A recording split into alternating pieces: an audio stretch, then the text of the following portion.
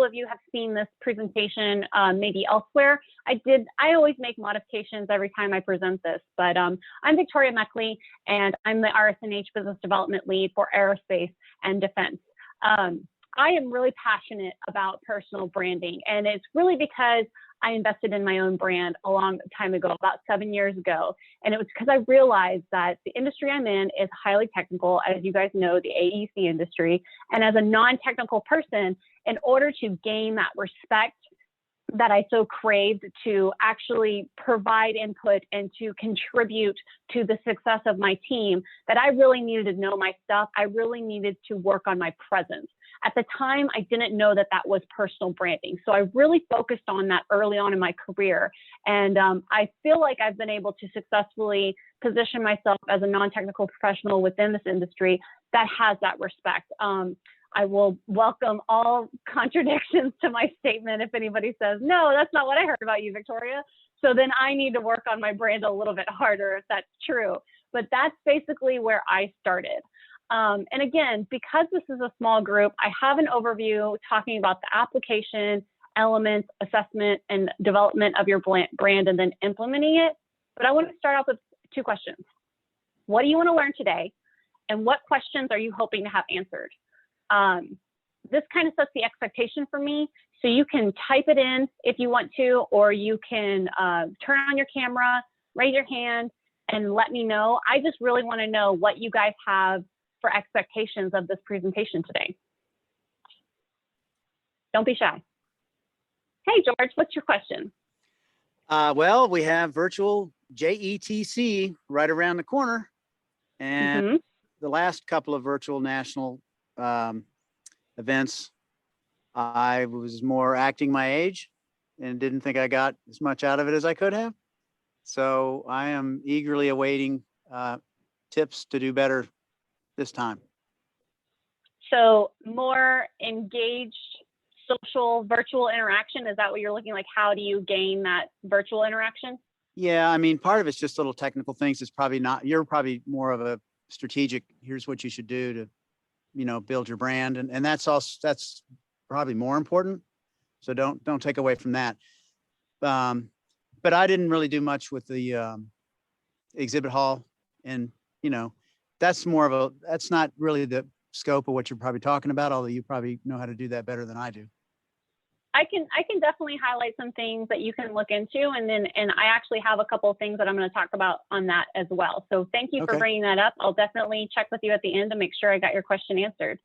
Okay. I see Pat Stevens. Do you have a question? Oh, you're muted. Huh. Please unmute, Colonel Stevens. I can see your lips. I saw your lips moving. I couldn't read your lips because you were too close to the camera, so I couldn't hear you. Don, did you have a question while we're waiting for? My only question is, I'm involved in branding, you know, in other parts of my career. And the hardest part, in my opinion, is getting everybody to agree with what the brand should actually be. There seems to be a bit of conflict at times. And of course, a personal brand is your own. But what about for an organization? And I'd like to know some of your secrets, if you have any, about how to maybe navigate that. Yeah. I actually have something that will touch on that. It's kind of a roadmap, a framework to keep everybody moving in the same direction. Perfect. And Victoria, we have Leanne in the chat. She said that she hopes to learn how to make a good first impression through LinkedIn. And then we had Colleen with a raised hand. Colleen, what's your question? Yes, I'd like to give a shout out for my fellow LDP class. We're about to graduate here. And Victoria, thank you again for doing this presentation for both our posts. I just really like to touch on Again, what I had a walk away with your last presentation is it's human nature. We're in the virtual world now. And so now you see names and you can quickly select that test and do a quick Google search on people. And so, yes, again, that first impression. So what shows up under your name, and raising the question of course, have you Googled yourself recently? I think that's very important. And then I'd love to spend a little more time on making your post on LinkedIn go further. And just you had a beautiful slide. I hope you get to touch base on it about where do people generally check their social media that are linked to their careers, and how do you connect in those windows of time? Thanks. Yeah, absolutely. Those are all great. Those are all included. So I'm glad that everything I prepared is hitting the mark so far. If there aren't any more, I'm going to go ahead and start rolling into this. I know we've only got so much time. So to start off, I like starting off with this quote. It kind of highlights just how long personal branding has been around. This was a quote from 1997, and it's, "We are the CEOs of our own companies, me Inc." That is what I carry with me all the time. I am responsible for my own brand, and my brand is often merged with other companies. So RS&H and I are in a merger together. I represent them, they represent me just as much as, or I feel they represent me just as much. So I wouldn't want to put my name to a brand that I wasn't comfortable with, that I wasn't passionate about. So it's really important to think about these two things, and how your brand is your presence and how you collaborate with other brands. Your application for your personal brand goes from when you're a job seeker, you're working for a promotion, you want to be seen as an industry expert, or you're working on your leadership style. And for this one, I'm focusing a little bit more on promotion industry, but I am providing some of the basics that you can apply to any section. So as I share some of this information, just keep that in mind, that it is to scale and you can start at any time, even if you feel like you already have a personal brand established. Don't feel like you can't start the documents and everything that I'm telling you. So a lot of people say, well, it's my reputation, Victoria. I don't need a brand. I've got a great reputation. Well, that's only part of your brand. And if you rely on your reputation, then you're giving people that control over your presence. What I mean by personal branding is not self-promotion. It's taking control of that presence that you have and utilizing it to connect with other communities. It's all about the connection. Your personal brand is about telling others who you are to build that relationship and to find that common ground. So it's a path to that common ground. And you have a presence that reflects your persona and your virtual presence. And this helps create that. So when you talk about relationships, it's easier to reform those relationships when you've established that common ground, and people find it easier to establish that with you if you're putting out there who you are. So it's just this very symbiotic kind of presentation of things that just, it grows things organically when you put yourself out there. And putting yourself out there is really difficult, because where do you start? Well, your elements of your brand is kind of where you start. You have your goals, you have your reputation, your values, and your image. And when I say image, it's your physical presence, it's your virtual presence. And we'll talk a little bit more about that later. But all of these things is what makes up your personal brand. So then rather than letting these elements exist on their own, I'm asking you to put them all together. This is the same for a company. This is no different than what you would do with your team. So if your team is working on developing the company brand a little bit more, you would use the same approach. It's really not that different. And that's the beauty of it. So while you're here today and you're like, oh, this doesn't really help me personally, guess what? It may help your company when you're working with them to develop that brand and that presence. So kind of look at this with two eyes. Also know that, again, if it's not helping you, this may be something that could help your team. So please feel free to take this information back, present it to your team. I've had people ask me for my full presentation, and I give them all my notes and I say, here, please go teach. So if that's something you want to do, I'm more than happy to help you out and provide you with the information. I know the slides are going to be available as well. So your personal brand does all of these things for you. As I've already said, you know, you're showcasing your best self. You're identifying, that's how you identify how to showcase your best self. You're understanding your strengths and weaknesses. You're standing out from your competition. You're building your network and establishing credibility. You're demonstrating your value through your actions, elevating your social proof, solidifying your niche. Whoops, sorry, I seem to be having technical difficulties. You convey your message and values, and it helps you be more confident. The confidence thing was a big thing for me. When I started to put all my pieces together and really kind of set this framework for myself, it helped me make decisions on where I was going to work next, what I was going to do, my career path.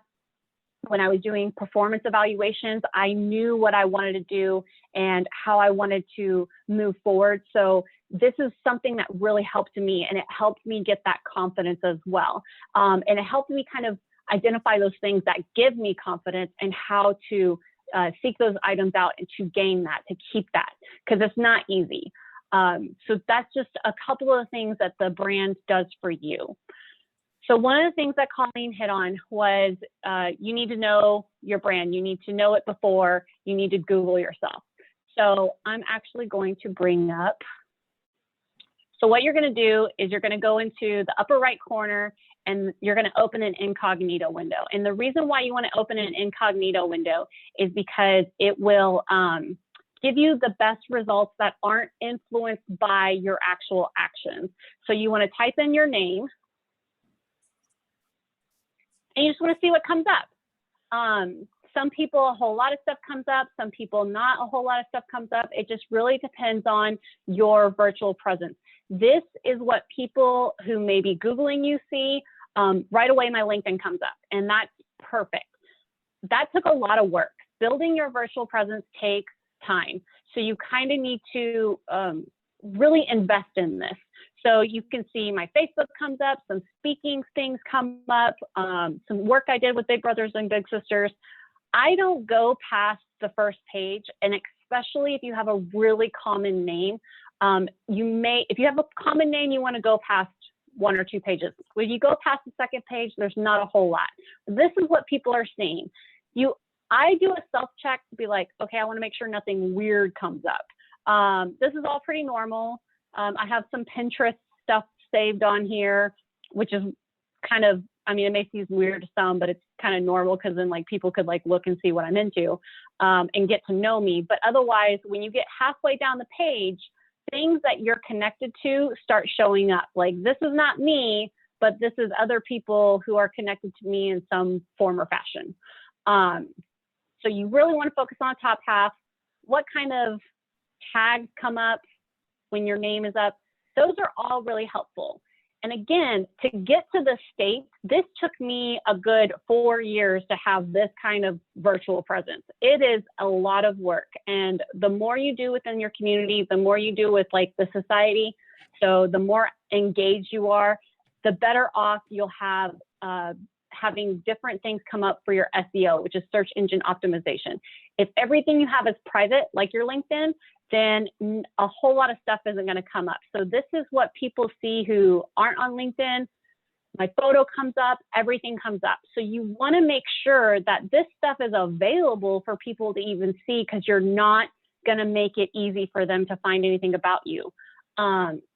If you don't see something you don't like, okay, there's not a whole lot you can do other than asking the person who posted it to remove it. That's the only way. Changing privacy settings. So like Facebook, I made Facebook 100% private. I've tried to delete it like 3 times. It's not easy to get rid of, but there are little ways you can do that. The best way is to bury it. And the way you bury it is by putting more things out there that have your name in it that will show up before that. That's the 2 ways I know to get rid of stuff. If it's something really, really, really, really bad, you can reach out to Google and say, listen, this is infringement on my character.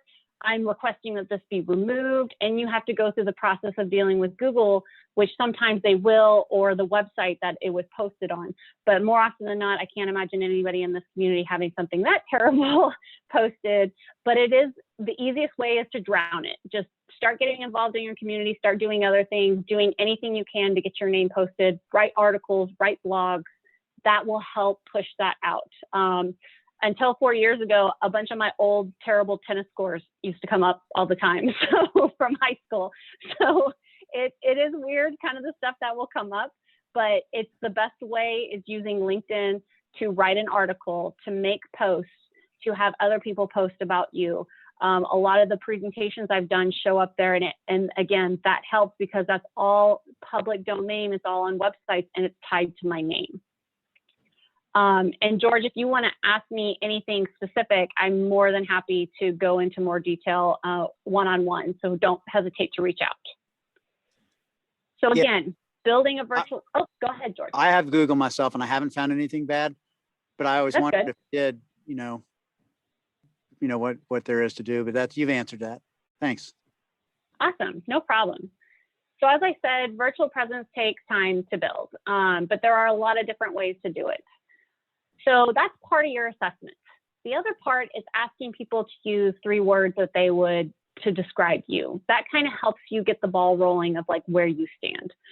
Some people like doing some of the strength finders assessments. That kind of helps them get the ball rolling as well. I really like the Marcus Buckingham assessment test. And the reason why is because it really does focus on your strengths and not so much your weaknesses. I'm not a fan of spending time and energy on my weaknesses. I want to know how to make my strengths stronger to compensate for my weaknesses. So that's why I have this reference on here as well. So when you start developing it, you have to start with a goal. Why? What do you want to do with your personal brand? A lot of you seem to already have that. You want to enhance your virtual presence. But you need to ask yourself, who's your audience and how do you want them to feel? And when you want what you're seeking, competency or relationships or both. This was from a case study of University of Indiana's School of Business. The purpose of one's brand came through with these 3 columns. So individuals were looking to evoke, respect, accomplish this through focusing on their strengths and cleverness and competency. That's how they were able to accomplish this, was to focus on their strengths, which, back to my previous slide, that's why I have the Marcus Buckingham on there. So when you take all of these elements and you want to put them together, because that's where you're going to start. That's how you're going to focus. And I like to start by saying, like, let's do your character sheet. So anybody who is in D&D or interested in D&D, and I'm probably, like, even though I can't see you guys, I'm guessing I'm getting a whole bunch of like head nods, like, what is D&D? Well, D&D is Dungeons and Dragons. And in Dungeons and Dragons, you have a character sheet. And with that character sheet, you define what your tributes are. Are you, lawful neutral? Are you evil neutral? What is your personality like? And when you play the game, you review your sheet and you do actions according to your sheet. Kind of like another example is like Stephen Colbert. Stephen Colbert was a personality on the Colbert Report, and he could not interview his guests as himself. He had to interview them as his personality. So that was a really far stretch of a personality. It wasn't truly him. And I'm asking you to be truly you, but let's create a character sheet. These are just some of the basic things that can kind of help you with the foundation. And Dawn, for a company, this can be used just as well.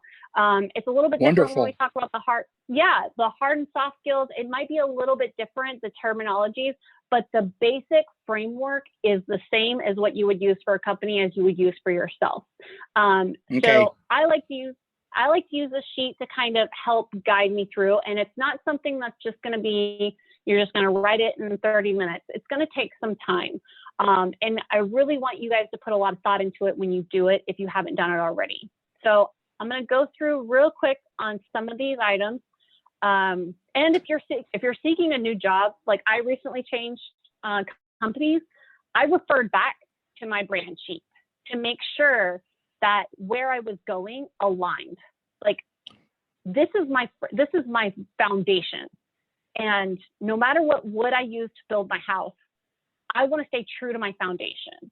And when I decided to go to RS&H, I took a long, hard look at my personal brand and my brand sheet and how it aligned with RS&H's values and goals, because if they weren't going to sync up, it was going to be really hard for me to be true to myself and be successful within that company.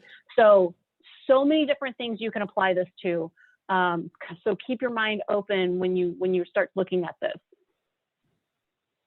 So core values, these are just some random core value terms. You can Google it if you need some more, but these are here just kind of give you an idea of what kind of words, and you really want to keep it as succinct as possible.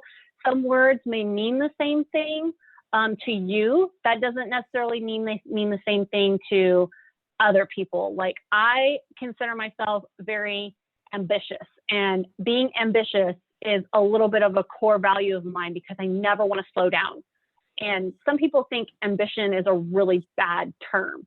So you need to keep in mind kind of the negative connotations that some word may have versus others. Determination, is that really bad, or is that, you're just going to have a different interpretation. The point is that this is true to you and to your brand. So kind of keep that in mind as you're working on it. What are your goals? Be honest.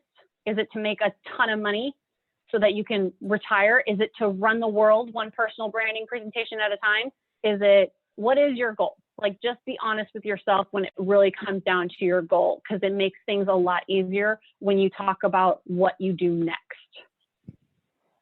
Hard and soft skills. Think of the engine as your hard skills and the color or the rims as your soft skills. So the engine's your hard skills, everything else, all the fluff is your soft skills. And you need to learn how to marry those things together and showcase them together so that they complement one another. Because you don't want to be all engine. What's the point of having a really great engine and a really ugly car? Like, you hardly ever see that. Nobody really seeks to do that. So you want to make sure that you do the things to complement one another to be the whole package. All of those things in your branding statement or in your brand sheet lead to your branding statement. So in the brand sheet, you have the value statement at the bottom, which I call your brand statement. So all of these things together help you create this. This is my brand statement. I'm a lifelong learner, passionate for helping, storytelling, adaptability. Okay, so everything put together, this makes me who I am. This is the introductory to my LinkedIn profile. Personally, I prefer this over any kind of objective statement on a resume. So if you're really thinking about changing jobs or updating your resume, I really strongly suggest doing something like this, because I want to be at your firm because of blah, blah, blah. Like, nobody cares about that. Like, it needs to be about you. I love learning and I love teaching others. That is what I feel I'm best at. And I really want people to be the best version of themselves. And I would like to help them be there. So that sums up the first sentence. All of that in one tiny sentence. So you really have to work through what you do and condense the information down in very succinct, clear statements. I'm Native American, and my culture storytelling is a really big part of who I am, and I wanted to weave that within my company, within my my career and my profession. And so that's my enthusiasm for storytelling. And my adaptability is because I'm a military brat. I am used to moving around and doing different things, meeting different people, and really adapting to situations quickly. So that's being a chameleon of sorts. So that is all of that in that one word. So again, it kind of goes back to your core value words. Put them in the statement, put them in the sentence, and see how you can get them as condensed and succinct as possible, because that's what people are naturally drawn to. They're going to read that a lot more than they would a huge long paragraph.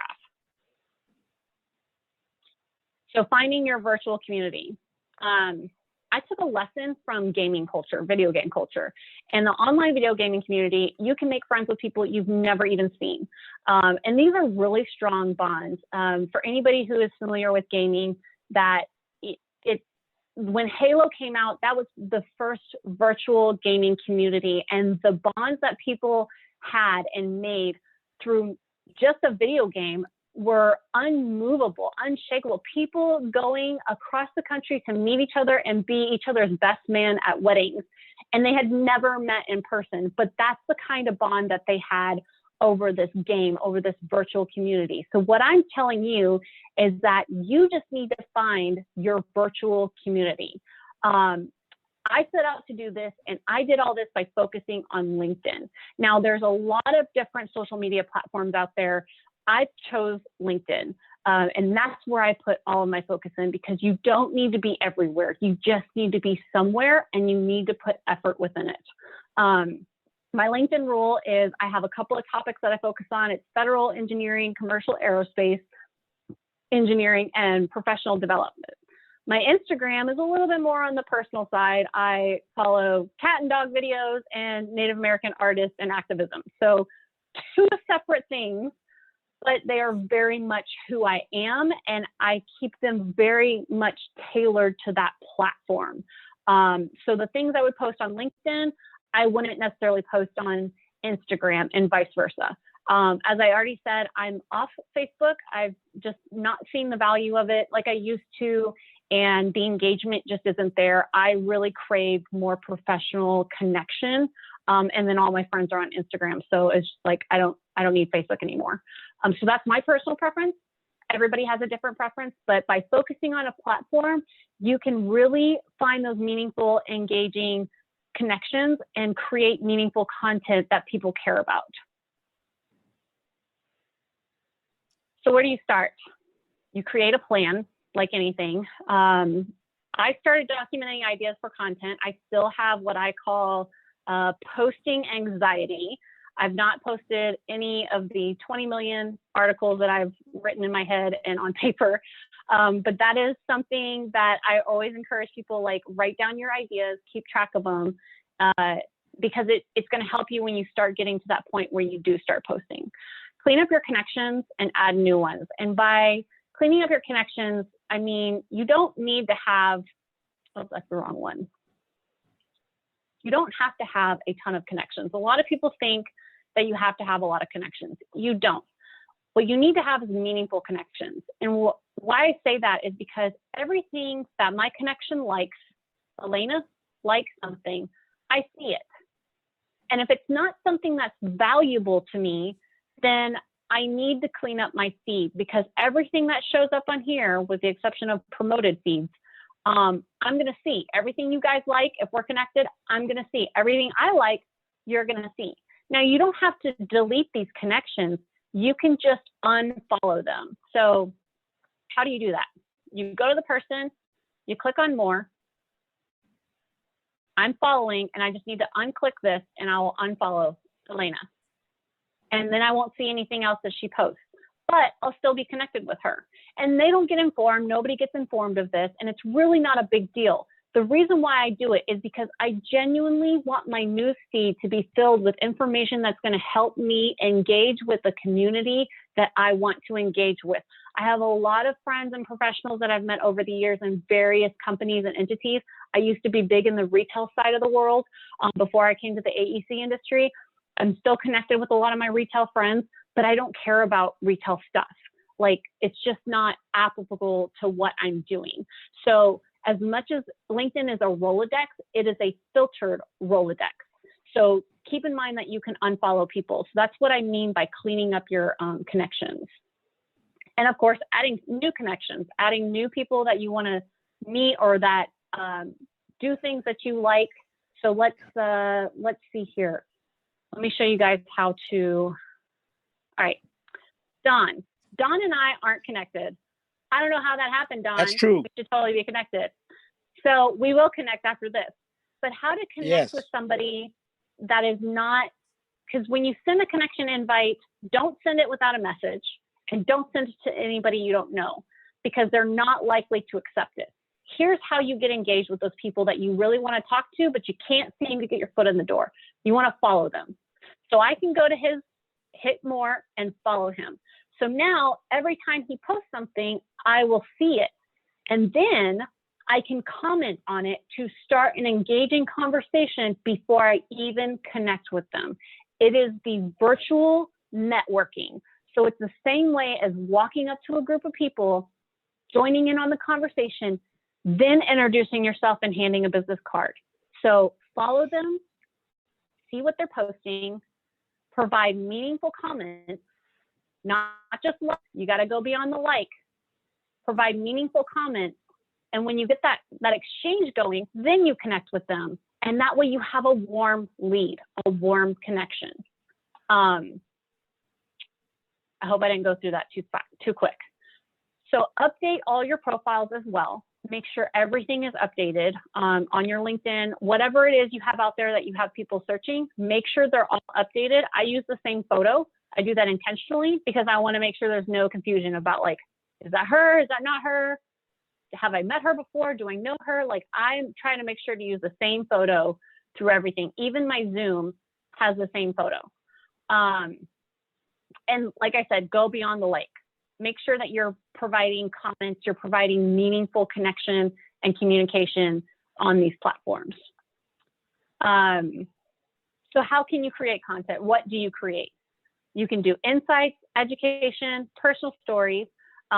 This is how you add your name up into the SEO search, the search engine optimization. So when somebody Googles your name and you're providing content, original content, it's going to show up on that search. Actively engaging, I'm belaboring the point, I know, because I just said all this stuff, but I'm really excited because I'm trying to get to the good stuff. So sorry if I'm rushing through this a little bit. I really wanted to get to this. Okay, so we talked about reviewing your virtual presence. Go on your LinkedIn, make sure everything is up to date, make sure all the information is correct, make sure your photo is up to date. If you're using a photo for JETC, use the same photo as your LinkedIn photo. Review your website, your company website. Nothing sends a wrong message like me going to a LinkedIn profile, checking out your company, and then seeing that your company website is a little bit of a turnoff for me. It's like, I need up-to-date information to engage with you because I do my research before I reach out to somebody. So if you don't have up-to-date information, that's already kind of a knock in my book. So make sure that all of your virtual presence is up to date. If you're managing your company's SAM log, make sure that's up to date. Make sure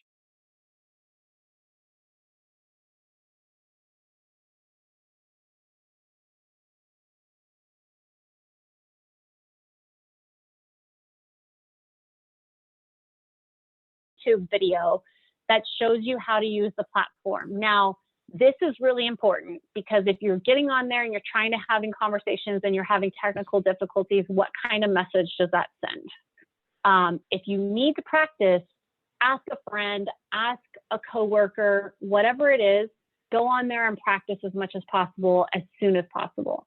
Know when you go into the virtual exhibit hall, make sure that you're reading about the companies and you're reviewing the information they put out there rather than just going to the booth and saying, tell me about your company to whoever is sitting there and in the booth chat.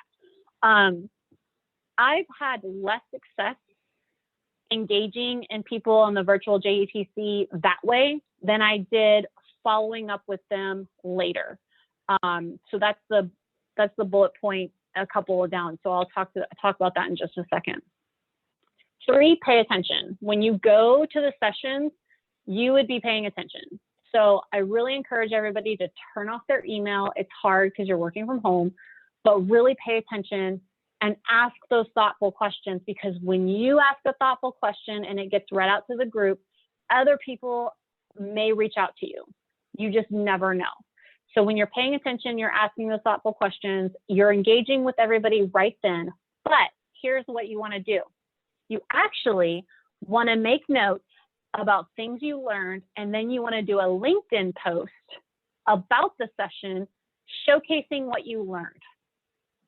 Or if it's the Air Force briefs, say it's the whatever Air Force brief, you can do your synopsis of the information gathered from the Air Force brief. And you can provide that on LinkedIn, and then you're a source of information. So that's how you elevate your presence via LinkedIn with valuable content. You have to put things out there that others find helpful. That's how you raise your status. So Leanne, that was geared right towards you. So that's the value of paying attention. Scheduling replays and reviews. I know that you have meetings that pop up. You can't help it. You have to do things. So make sure you put it on your time to go back and review, because we all do that. We say, oh, I'll go back and watch that later. Do you? Like, I really want to know, has anybody actually gone back and reviewed past recordings of presentations? I've actually done Like, it. A few. You have? Good on Yes. you, Dawn, because I have not. I've been terrible about it. Anybody else? Colleen says never. Well, I've struggled, and I had to start scheduling times for me to actually replay and review. And there's a lot of value in that, because again, it gives you the opportunity to provide content. It also gives you the opportunity to ask somebody a question, ask the speaker a question. So that's the value of it. So follow up later, that's what I'm talking about, asking a question. So right at JETC during the presentation, everybody's being bombarded. So think of the person you want to talk to, right? I guarantee you there's 20 other people that want to talk to that person too. So asking them right then is not going to get their attention. They're already being bombarded. What do? You wait 2 weeks. I know it's crazy. Put it on your calendar, wait 2 weeks. Hey, I saw your presentation about blah, blah, blah. Thought it was really interesting. I was wondering, ask your question. Look forward to hearing from you. Peace out. Like, there is so much value in waiting and giving people time to breathe when you follow up with them. And again, this is a small group, so I'm sharing like a ton of stuff that I normally wouldn't share to an extraordinary large group because I'm giving away my secrets. But those are the things that you do is you follow up later to give people that time to breathe. And again, what you've learned is your content when you're posting on social media. So make sure that you're documenting those things that you learned and you're sharing them. When people talk about personal branding, they think it's very self-serving. It's very just me focused. But when you develop a brand, if you're doing it and you're doing things to help others, it actually is really valuable, and people are more drawn to you when you're helping them. Like, I constantly try to do everything I can to help others be successful. And this is one of them. Like, I'm here presenting to you guys. I want y'all to be successful, because in my mind, when engineers and technical architects, geotechs, everybody who is in the technical world is able to tell a better story about what they do and why they do, that generates public interest. And we need more STEM.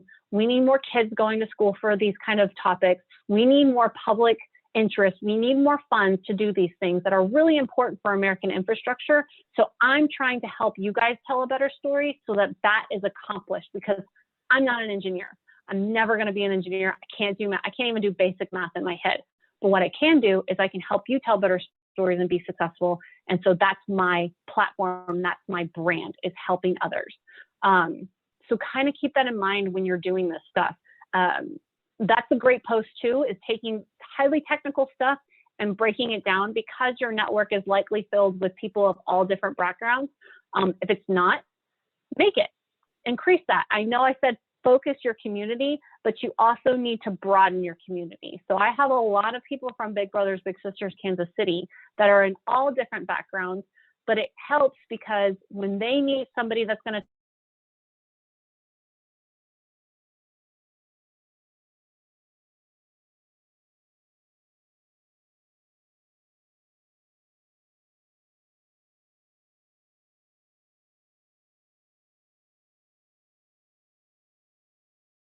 presenting, that would be great. But if you guys have questions, I'd be more than happy to take any questions. So Victoria, this is Don Lopez, the SAME Albuquerque Post President. I do have a specific question about web pages. You mentioned that briefly. I'm looking at the SAME website right now, and it seems to be quite striking. And it seems like the brand of SAME just kind of jumps out of the screen. Would you agree with me, or am I missing something here? No, I think the SAME brand is very strong and it's very consistent. And that's because they have a brand guide that they provide all the posts. So all the posts have to follow the brand guide. That's right. So that leads me to the web page that we are developing, in my organization. It seems like I have to work, as you indicated, very, very hard to make that web page literally tell what the brand of the organization is. You're saying that that's very important. Yes. Yes. Okay, that's my question. Thank you. Great presentation, by the way. Thank you. Any other questions? Y'all can unmute yourself and ask. Y'all don't have to type it in the Q&A. I don't have questions, but I sure liked what I heard. I hope I didn't go too fast because I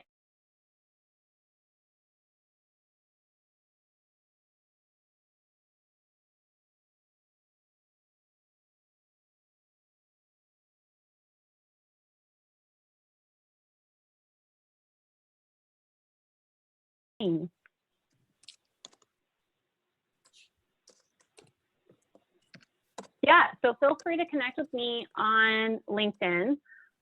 Again, just a tip, if you connect with anybody on LinkedIn, make sure you send a message. If you don't know them and you reach out and try to connect with them and they don't accept your invitation, then I would follow them and start commenting on some of their content. And then that way, later on, you can reach out.